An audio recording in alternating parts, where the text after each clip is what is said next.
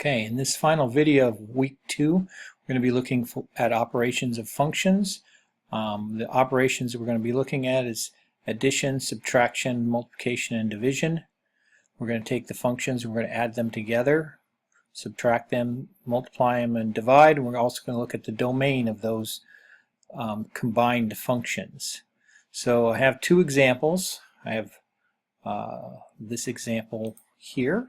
Here's my first example. And then I have an example down here for the second one. We're going to do two examples of these operations, and we'll look at the domain of each one as well. So this is, when we write f plus g like this, we can also write it this way. You might also see it this way, f of x plus g of x. So what we're going to be doing is just combining the two functions together in one function. So we're going to add these together. If we add 2x squared plus 3 and 3x minus 1, we should be able to combine some like terms and get 2x squared plus 3x plus 2. Now, we don't have any restrictions on this one because we don't have a denominator and we don't have a square root. And those, if you go back and look at your video from that section, those are our restrictions on our domain, is if we have a square root, a denominator, or both together. So in this case we don't have a denominator, so this means we're going to have all real numbers as our domain.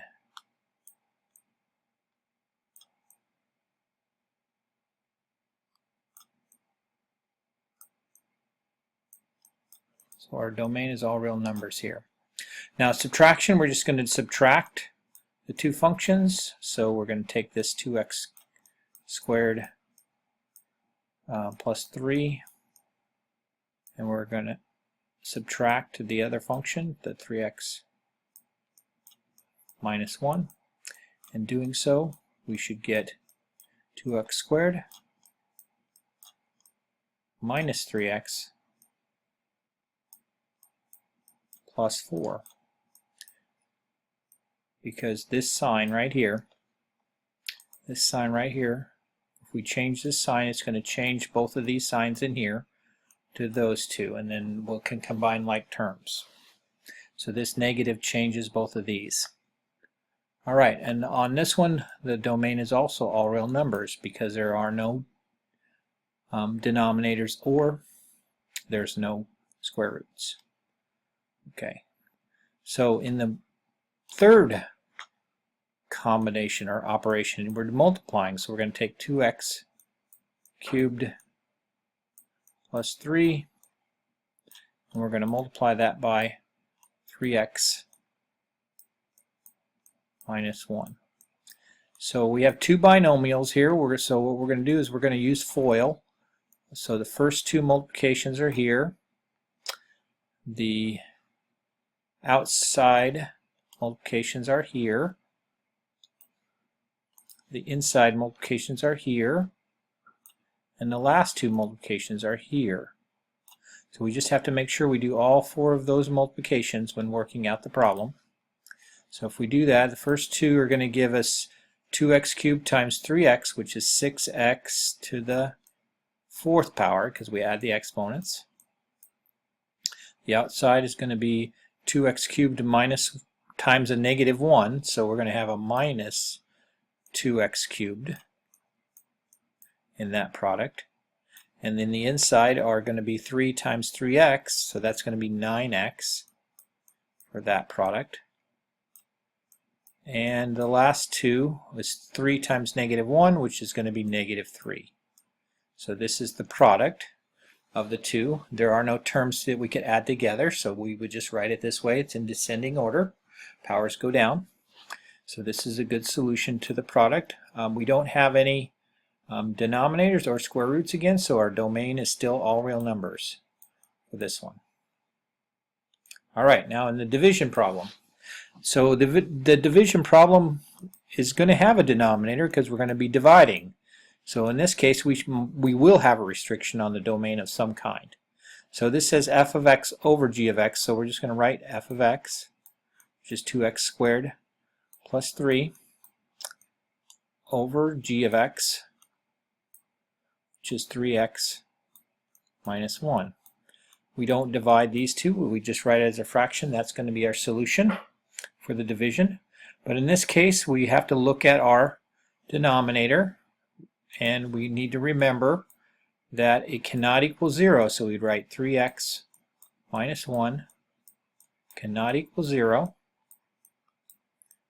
And we solve that, we'd have 3x not equal to 1, and so x cannot equal 1/3. So our domain on this one, if we write it in set builder notation, is all x's such that x cannot equal 1/3. And we could write that in words, but this is set builder notation. It's a little bit more abbreviated. That's our domain for f divided by g of x. You could also write it in words. You can say all real numbers except 1/3. Okay. Now, my second example, we have some other things involved, so there's going to be a little bit more algebra in putting them together. So on the first one, on the sum and the difference, there's not much you can do. If you write it as a plus, one's a square root and one's not a square root, so that means you're not going to be able to do anything with this but write it down. Now your domain is going to be based on both of the functions. We cannot, this one here, x cannot equal 0. Alright, and then on this one here, x plus 4 has to be greater than or equal to 0 for the domain on both of those. So that means x has to be greater than or equal to -4.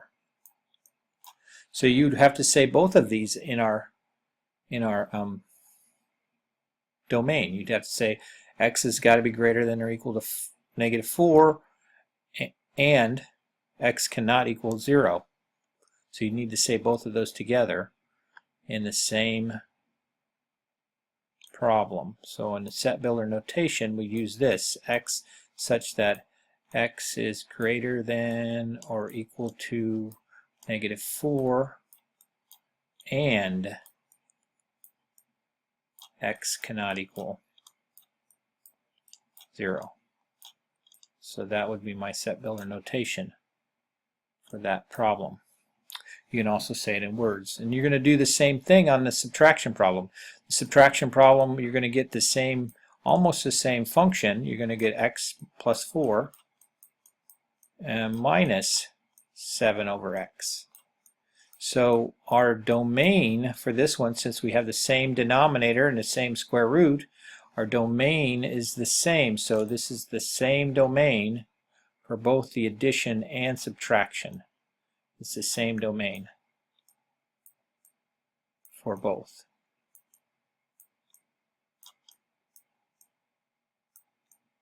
All right. Now in multiplication, we're going to have to look at our multiplication problem here and see what we got.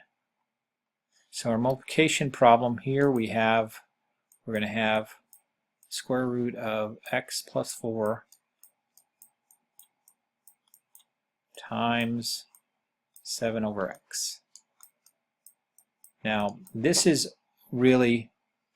problem is really over 1. So we can combine these together and write one fraction as 7 square root of x plus 4.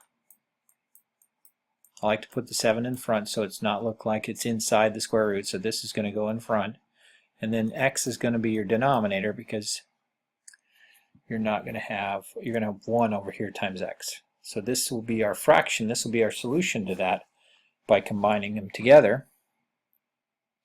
And we still have to look at the same domain. This actually is the same because this square root is still a problem if it's not greater than or equal to 4. We can't do that, and we can't divide by 0 The x is still there, so this is also the same domain for the next problem. Okay, let's do the last one here. That's a little trickier. So f of x on this one, we're going to have the square root of x plus 4 divided by 7 over x. So in order to simplify this one, we're going to have to invert. We're going to have to invert this one. So this is really this, x plus 4, I write it in a different type of notation, divided by 7 over x. It's really this. So in order to change this to a multiplication problem so I can do it, it would be the square root of x plus 4 times the reciprocal of this times x over 7. And again, we have this being over 1, so when I simplify this, I'm going to get x times the square root of x plus 4 over 7. Alright, so we're going to get that value. Now, we have to actually, before we do all of this, we have to look at this problem right here for our domain. So I believe that the domain is the same here, because we couldn't, if before we simplified it, we can't put 0 in right here because 7 over 0 is undefined. Even though this is the square root of 4, we're going to get undefined in this part if we put 0 in. And we can't put anything less than -4 here, or this is not going to be the same thing. So I believe this one's still the same domain, even if we look at, oops, domain. So because we need to look at it before we simplify it, just to make sure that, you know, when we're looking at this division, this is how we did it. We rewrote it as a multiplication problem, but we need to look at the original problem to make sure that this part can be defined. Over here, if we put 0 in right here, it's fine. We can get an answer. But if I put 0 in right here before I change it to a multiplication problem, I can't get an answer because 7 over 0 is not defined. So I couldn't even do this division because this part wouldn't be defined. So it's the same domain. Alright, and that's the end of chapter 2, or end of the second week of videos. If you have any questions on any of the videos, you can give me an email. I will be checking those on a daily basis in the evening. So good luck, and if you have any questions, let me know.